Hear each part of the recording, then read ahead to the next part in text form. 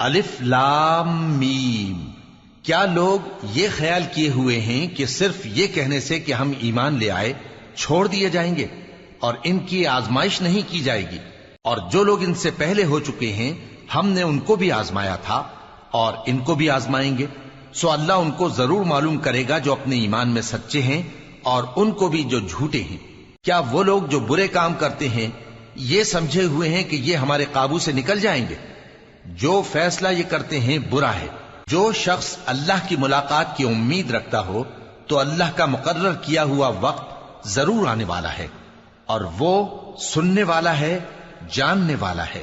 और जो शख्स मेहनत करता है तो अपने ही फायदे के लिए मेहनत करता है।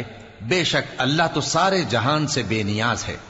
और जो लोग ईमान लाए और नेक अमल करते रहे हम उनके गुनाहों को उनसे दूर कर देंगे और उनको उनके अमाल का बहुत अच्छा बदला देंगे।